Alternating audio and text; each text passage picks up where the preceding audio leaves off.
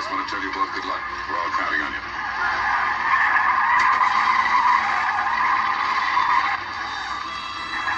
Yeah, baby. Hey, Jim. Good to see ya.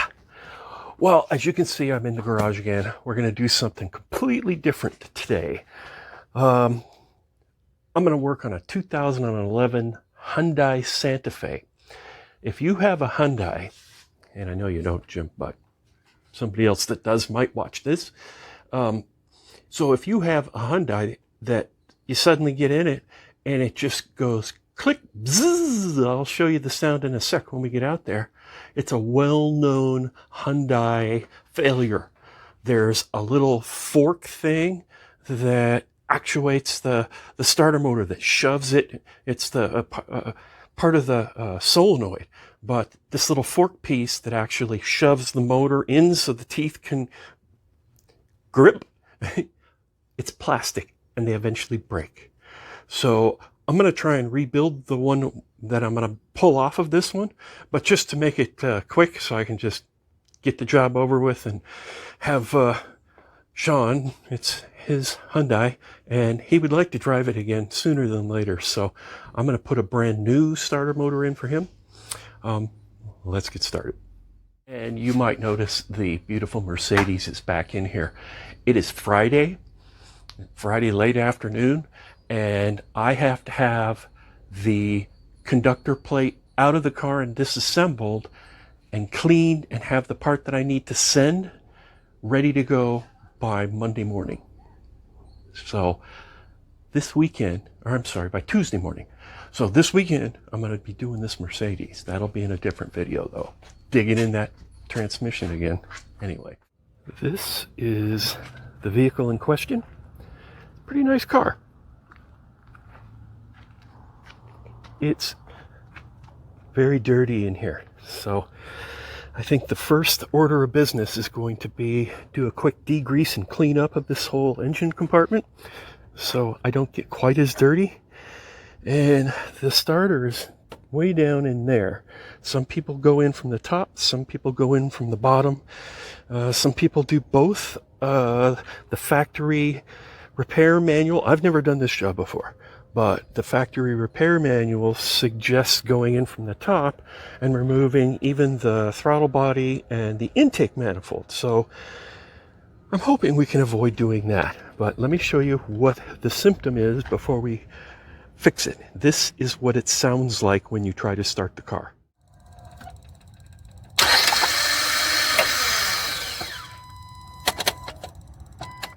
It's an intermittent problem.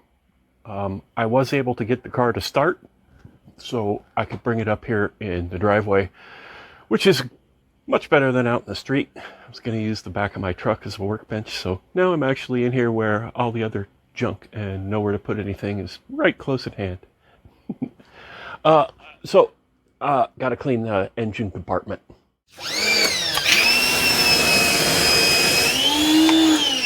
Ooh, air bubble. All right. Well, that's a little better. Yeah. Dirty engines are just kind of rough to work on. So the first thing I'm going to do is, the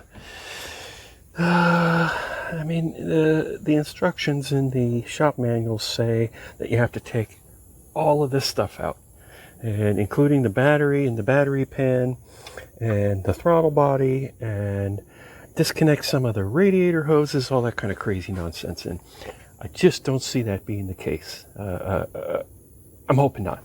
But I am going to take off some of this easy stuff so I can see down into there a little bit better.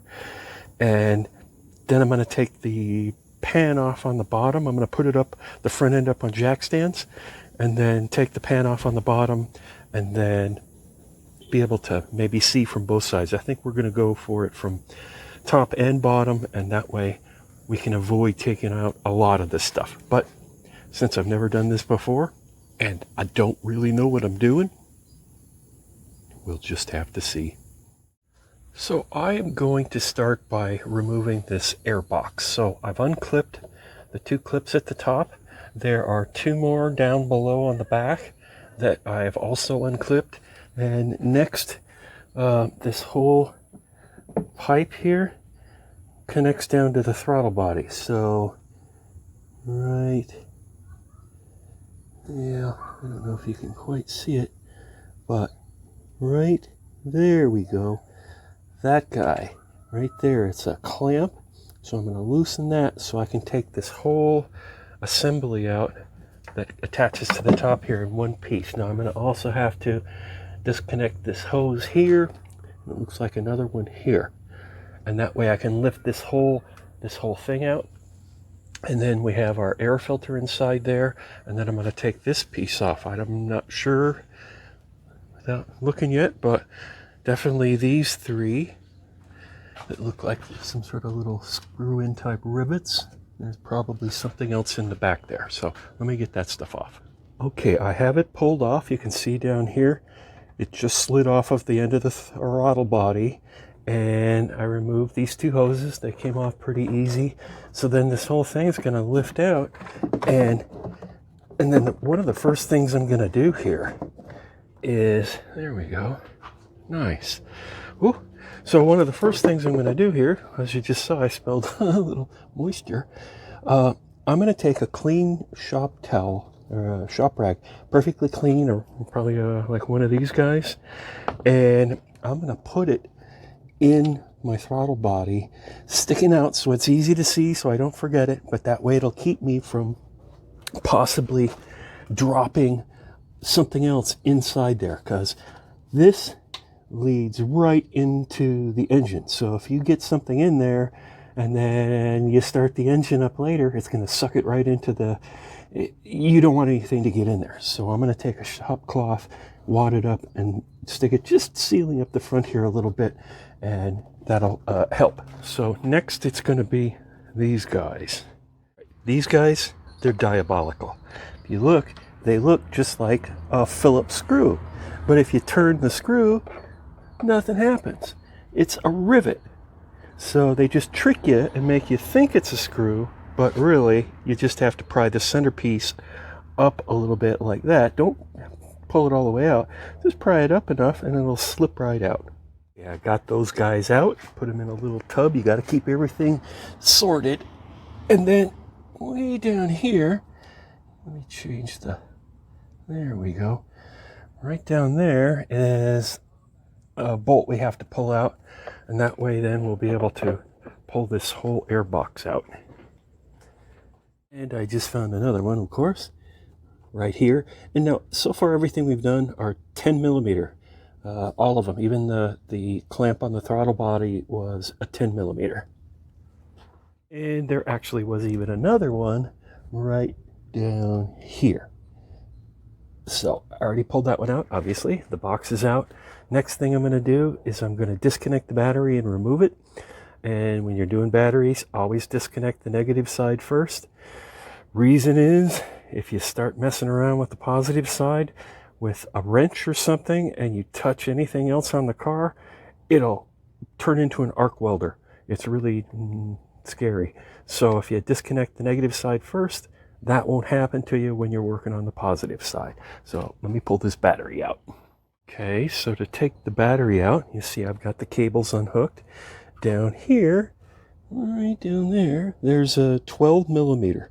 You have to remove that, and then this little clamp piece, take that out, and then the rest of the battery should lift right out. All right, the battery is out, and a lot of people were taking this whole battery pan off. It's only 4 bolts, but then it seems like it's got a bunch of malarkey attached to the back, so I'm not so sure if I want to do that. I think my next step here, since I've got all this stuff out that's easy, and I can look down in there and kind of see what's going on, I think my next step is going to be putting the front end of this car up on jack stands, and then taking the pan off the bottom so I can look up from the bottom. It's not Friday anymore. Now it's Saturday. So I have begun taking off the pan underneath. So far, I have taken off 8 millimeter bolts. You can see it's hanging down, and now up in the front, it looks like there's more of those diabolical plastic rivets. So I think I have to take out about 4 or 5 of those. And again, those you just pry the center section of them up, and then the whole thing pops out. And then the pan should be off. And yeah, I haven't put it up on jack stands. I wanted to see if it really was necessary before I went to that much work. These are 8 12s that I took off, the 8 12mm bolts from the bottom pan. And then there's 5 of these nasty little rivet thingies. And the pan is off. And it looks like I'm probably going to have to jack it up. It just looks like there's not going to be enough room for me under there. Yep. If I'm going to be on a creeper, I'm not going to fit with it here. And I have to be on a creeper. So, okay, out come the jack stands. Okay, I did pull off the throttle body. You can see it over to the side. I pushed it over to the side. All I had to do is unplug the little wiring harness to it so I could move it this far. And then there's 4 bolts to come off. But then we can see, I'm touching it right there with the screwdriver. That bolt, let me see if I can zoom in. There we go. I think it is this bolt and this bolt. They look like they're 12s, and that should make it so our starter motor slips out. Okay, well here you see our new motor that hasn't gone in yet, but I have it sitting here on the engine, oriented just about the way it is when it's actually in the engine. Now if you look right here, you can see this shape and these 2 screws. Now I'm going to zoom in and you'll be able to see that shape right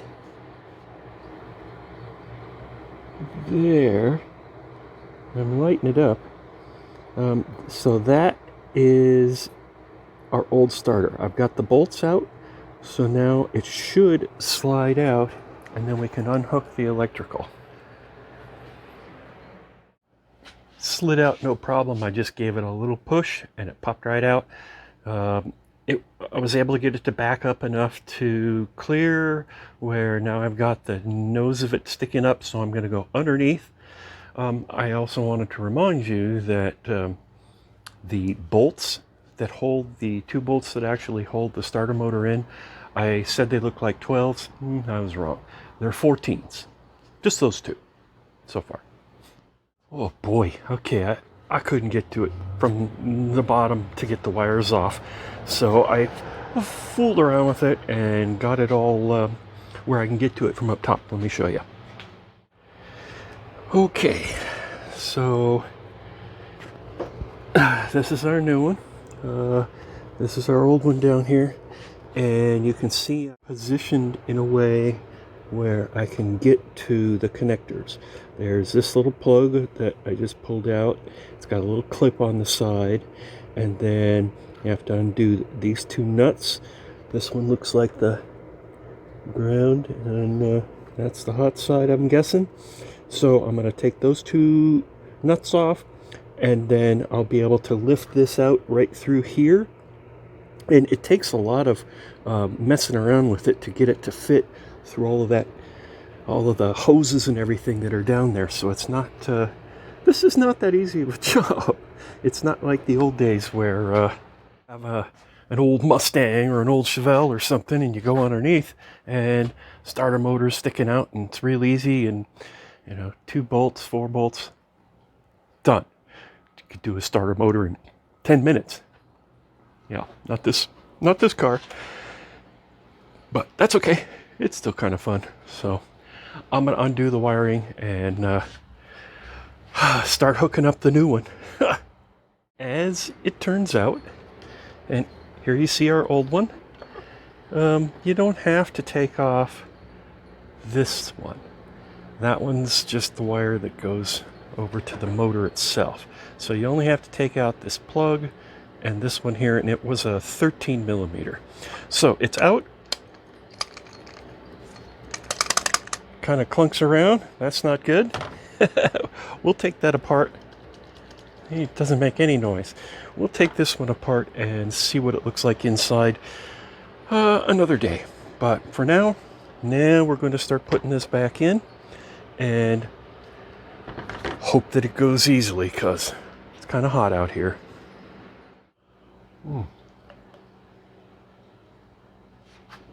Okay. The starter motor is back in, and let me tell you, if you've never done this job before, I can see why taking off the intake manifold and all of that is a good idea, because you just can't really see where it's at. And I was able to get the old one out, as you saw, and I pulled it, manipulated it around, and was able to get it upside down to unhook the wiring, and then I got it up out through the top. And then I put the new one back in the same basic position, reconnected the wiring, and then started trying to manipulate it around to get it back in place. And oh boy, it's tight. And these mitts were a little too big for some of those spaces in there. If only I had Donald Trump's little hands, I would have been able to do this a lot easier.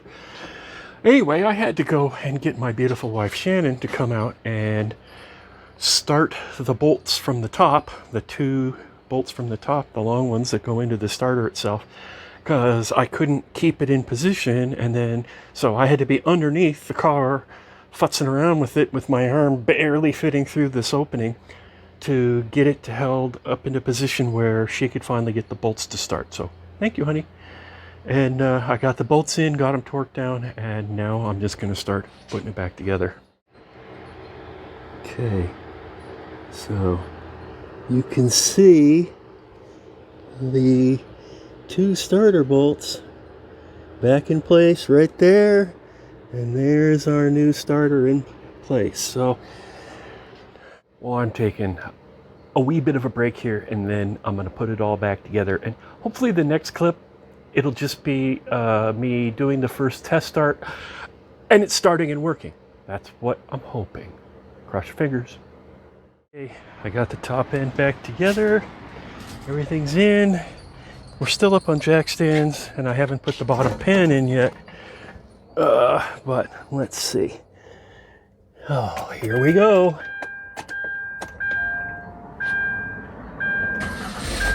Ha ha ha ha!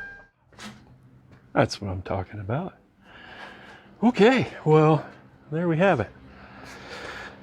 That's how you do the starter motor. At least that's how I did the starter motor on a 2011 Hyundai Santa Fe 4-cylinder. That was not a job that I would say is great for beginners.